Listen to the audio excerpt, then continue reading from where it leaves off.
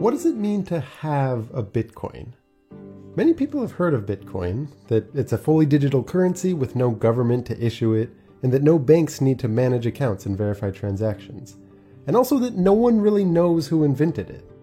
And yet, many people don't know the answer to this question, at least not in full. To get there, and to make sure that the technical details underlying the answer actually feel motivated, what we're going to do is walk through, step by step, how you might have invented your own version of Bitcoin.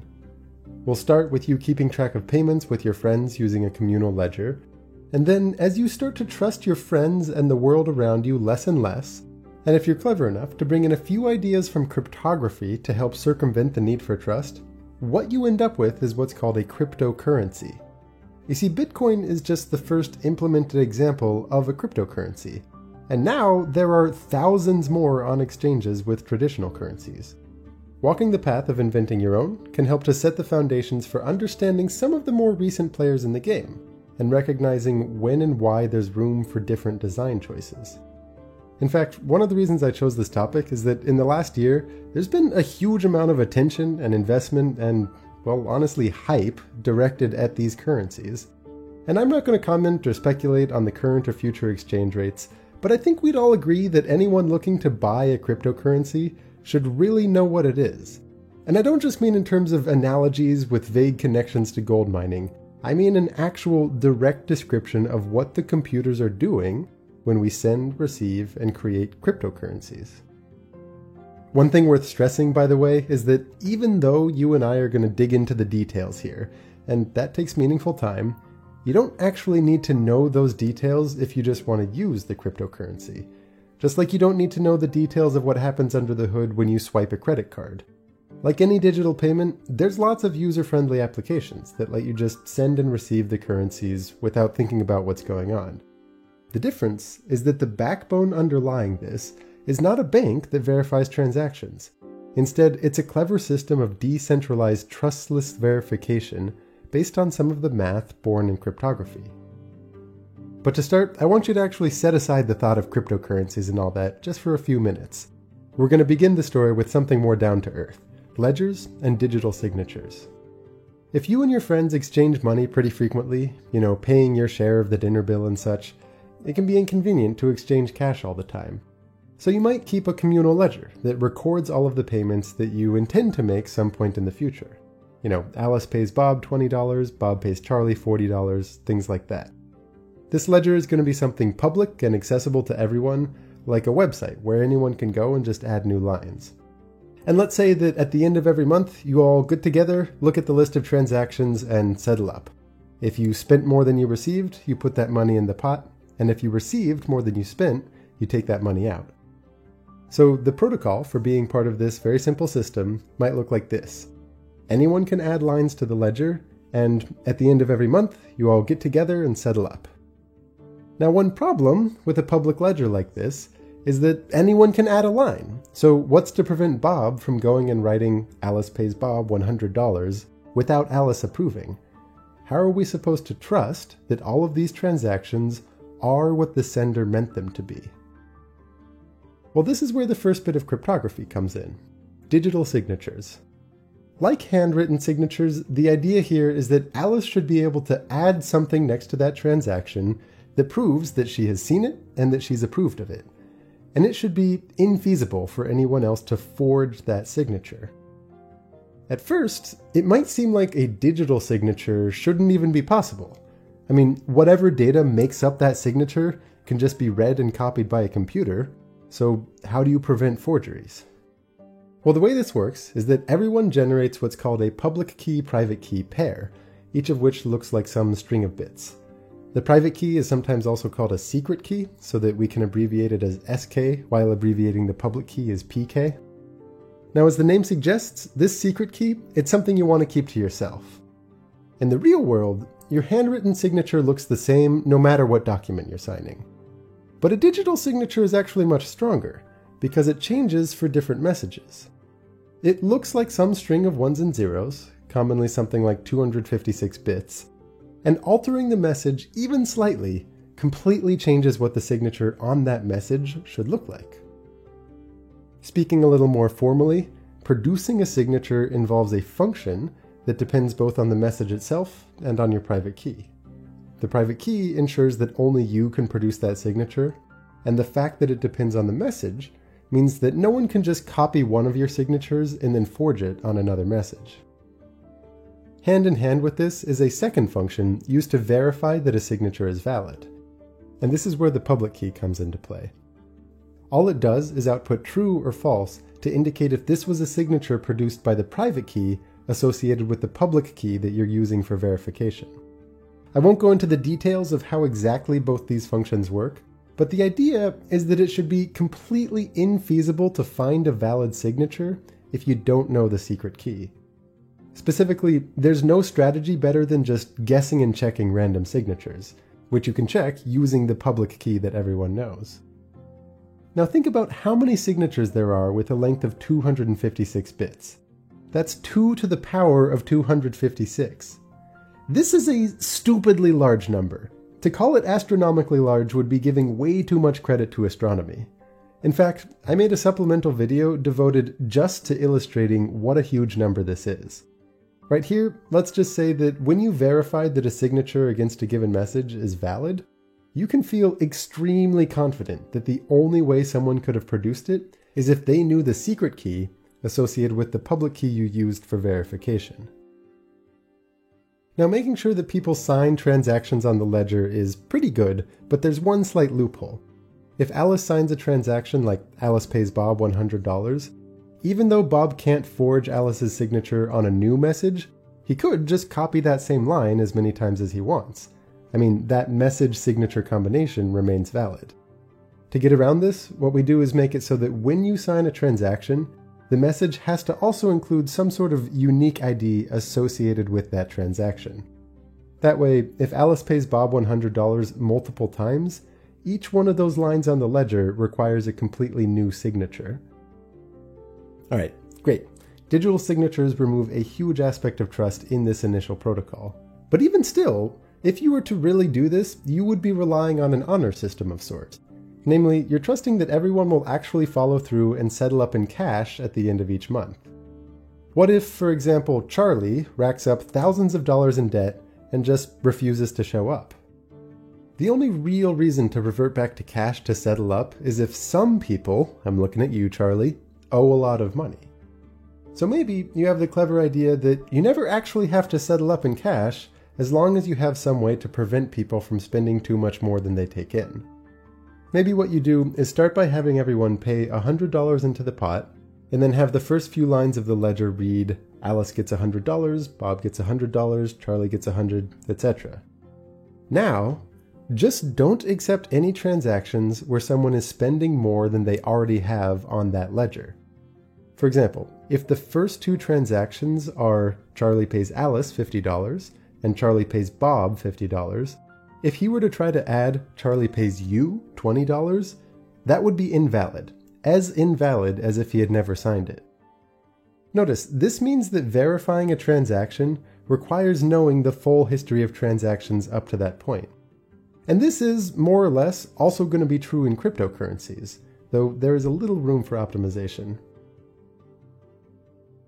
What's interesting here is that this step removes the connection between the ledger and actual physical US dollars. In theory, if everyone in the world was using this ledger, you could live your whole life just sending and receiving money on this ledger without ever having to convert to real US dollars.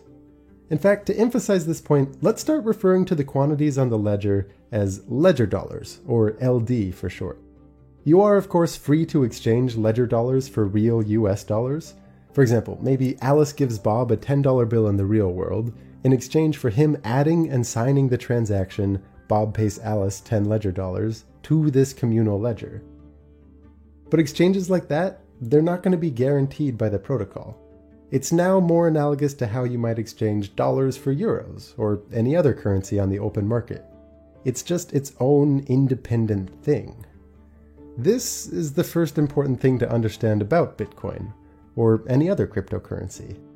What it is a ledger. The history of transactions is the currency. Of course, with Bitcoin, money doesn't enter the ledger with people buying in using cash. I'll get to how new money enters the ledger in just a few minutes. But before that, there's actually an even more significant difference between our current system of ledger dollars and how cryptocurrencies work. So far, I've said that this ledger is in some public place, like a website where anyone can add new lines. But that would require trusting a central location, namely, who hosts the website? Who controls the rules of adding new lines? To remove that bit of trust, we'll have everybody keep their own copy of the ledger. Then when you want to make a transaction, like Alice pays Bob 100 ledger dollars, what you do is broadcast that out into the world for people to hear and to record on their own private ledgers.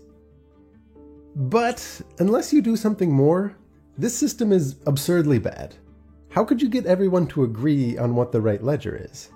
When Bob receives a transaction, like Alice pays Bob 10 ledger dollars, how can he be sure that everyone else received and believes that same transaction?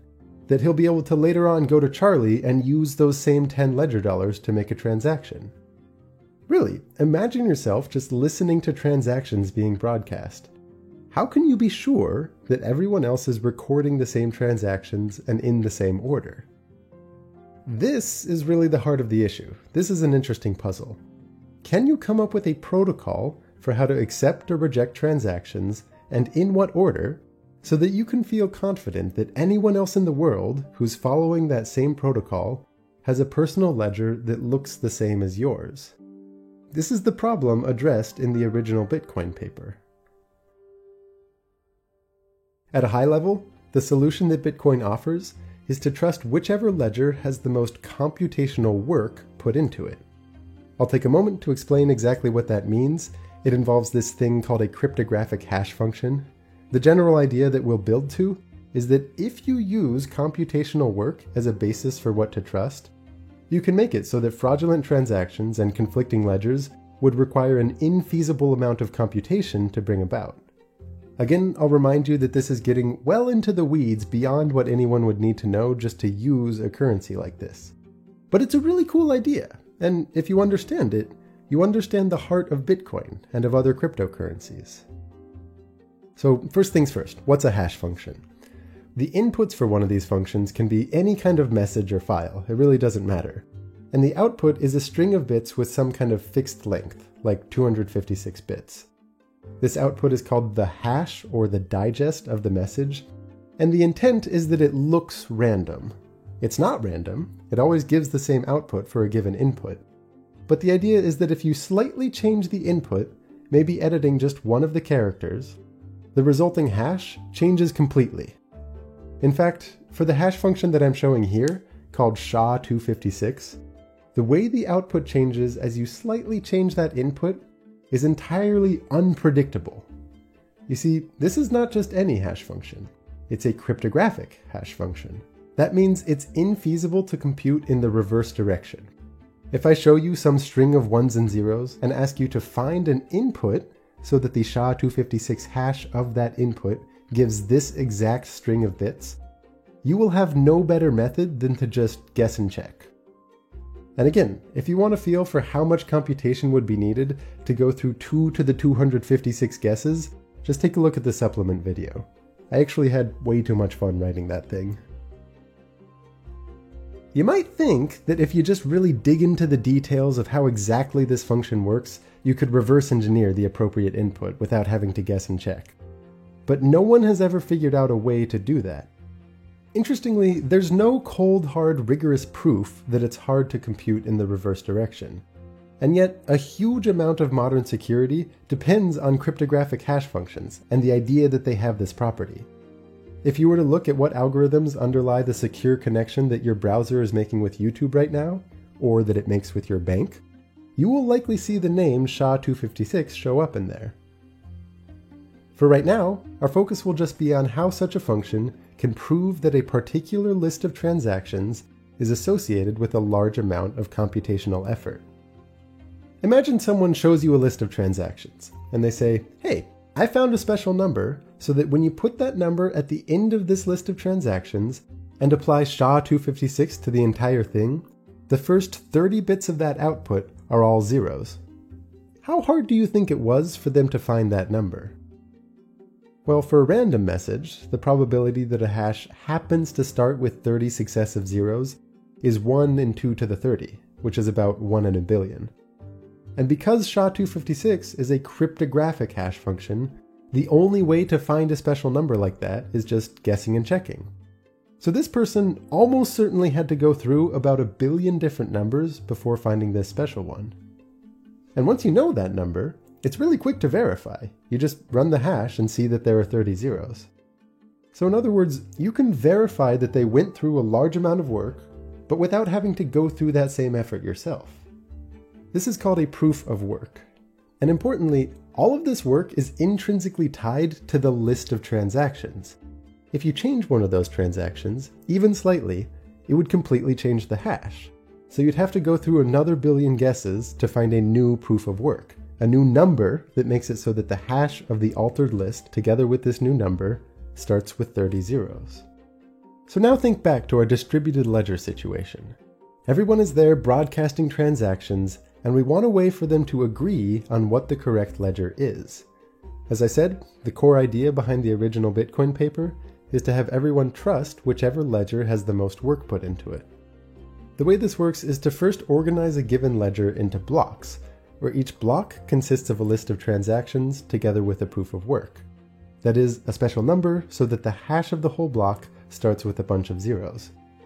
For the moment, let's say that it has to start with, 60 zeros, but later we'll return back to a more systematic way you might want to choose that number. In the same way that a transaction is only considered valid when it's signed by the sender, a block is only considered valid if it has a proof of work. And also, to make sure that there's a standard order to these blocks, we'll make it so that a block has to contain the hash of the previous block at its header. That way, if you were to go back and change any one of the blocks, or to swap the order of two blocks, it would change the block that comes after it, which changes that block's hash, which changes the one that comes after it, and so on. That would require redoing all of the work, finding a new special number for each of these blocks that makes their hashes start with 60 zeros. Because blocks are chained together like this, instead of calling it a ledger, it's common to call it a blockchain. As part of our updated protocol, we'll now allow anyone in the world to be a block creator. What that means is that they're going to listen for transactions being broadcast, collect them into some block, and then do a whole bunch of work to find a special number that makes the hash of that block start with 60 zeros. Then once they find it, they broadcast out the block that they found. To reward a block creator for all this work, when she puts together a block, we'll allow her to include a very special transaction at the top of it, in which she gets, say, 10 ledger dollars out of thin air. This is called the block reward, and it's an exception to our usual rules about whether or not to accept transactions. It doesn't come from anyone, so it doesn't have to be signed. And it also means that the total number of ledger dollars in our economy increases with each new block. Creating blocks is often called mining, since it requires doing a lot of work and it introduces new bits of currency into the economy. But when you hear or read about miners, keep in mind that what they're really doing is listening for transactions, creating blocks, broadcasting those blocks, and getting rewarded with new money for doing so. From the miner's perspective, each block is kind of like a miniature lottery, where everyone is guessing numbers as fast as they can until one lucky individual finds a special number that makes the hash of the block start with many zeros, and they get the reward. For anyone else who just wants to use this system to make payments, instead of listening for transactions, they all start listening just for blocks being broadcast by miners and updating their own personal copies of the blockchain. Now, the key addition to our protocol is that if you hear two distinct blockchains with conflicting transaction histories, you defer to the longest one, the one with the most work put into it. If there's a tie, just wait until you hear an additional block that makes one of them longer. So even though there's no central authority and everyone is maintaining their own copy of the blockchain, if everyone agrees to give preference to whichever blockchain has the most work put into it, we have a way to arrive at decentralized consensus. To see why this makes for a trustworthy system, and to understand at what point you should trust that a payment is legit, it's actually really helpful to walk through exactly what it would take to fool someone using this system. Maybe Alice is trying to fool Bob with a fraudulent block. Namely, she tries to send him one that includes her paying him 100 ledger dollars, but without broadcasting that block to the rest of the network. That way, everyone else still thinks that she has those 100 ledger dollars. To do this, she would have to find a valid proof of work before all of the other miners, each working on their own block. And that could definitely happen. Maybe Alice just happens to win this miniature lottery before everyone else. But Bob is still going to be hearing the broadcasts made by other miners. So to keep him believing this fraudulent block, Alice would have to do all of the work herself to keep adding blocks on this special fork in Bob's blockchain that's different from what he's hearing from the rest of the miners. Remember, as per the protocol, Bob always trusts the longest chain that he knows about. Alice might be able to keep this up for a few blocks if, just by chance, she happens to find blocks more quickly than the rest of the miners on the network all combined. But unless she has close to 50% of the computing resources among all of the miners, the probability becomes overwhelming that the blockchain that all of the other miners are working on grows faster than the single fraudulent blockchain that Alice is feeding to Bob. So, after enough time, Bob's just going to reject what he's hearing from Alice in favor of the longer chain that everyone else is working on. Notice, that means that you shouldn't necessarily trust a new block that you hear immediately. Instead, you should wait for several new blocks to be added on top of it. If you still haven't heard of any longer blockchains, you can trust that this block is part of the same chain that everyone else is using. And with that, we've hit all the main ideas. This distributed ledger system, based on a proof of work, is more or less how the Bitcoin protocol works, and how many other cryptocurrencies work. There's just a few details to clear up. Earlier, I said that the proof of work might be to find a special number so that the hash of the block starts with 60 zeros. Well, the way the actual Bitcoin protocol works is to periodically change that number of zeros so that it should take, on average, 10 minutes to find a new block. So as there are more and more miners added to the network, the challenge actually gets harder and harder in such a way that this miniature lottery only has about one winner every 10 minutes. Many newer cryptocurrencies actually have much shorter block times than that. And all of the money in Bitcoin ultimately comes from some block reward. In the beginning, these rewards were 50 Bitcoin per block. There's actually a great website you can go to called Block Explorer that makes it easy to look through the Bitcoin blockchain. And if you look at the very first few blocks on the chain, they contain no transactions other than that 50 Bitcoin reward to the miner. But every 210,000 blocks, which is about every 4 years, that reward gets cut in half. So right now, the reward is 12.5 Bitcoin per block. And because this reward decreases geometrically over time, it means there will never be more than 21 million Bitcoin in existence. However, this doesn't mean that miners will stop earning money. In addition to the block reward, miners can also pick up transaction fees. The way this works is that whenever you make a payment, you can purely optionally include a little transaction fee with it that's going to go to the miner of whichever block includes that payment. The reason you might do that is to incentivize miners to actually include the transaction that you broadcast into the next block. You see, in Bitcoin, each block is limited to about 2,400 transactions, which many critics argue is unnecessarily restrictive. For comparison, Visa processes an average of about 1,700 transactions per second, and they're capable of handling more than 24,000 per second. This comparatively slow processing on Bitcoin makes for higher transaction fees, since that's what determines which transactions miners choose to include in a new block. All of this is far from a comprehensive coverage of cryptocurrencies. There are still many nuances and alternate design choices that I haven't even touched.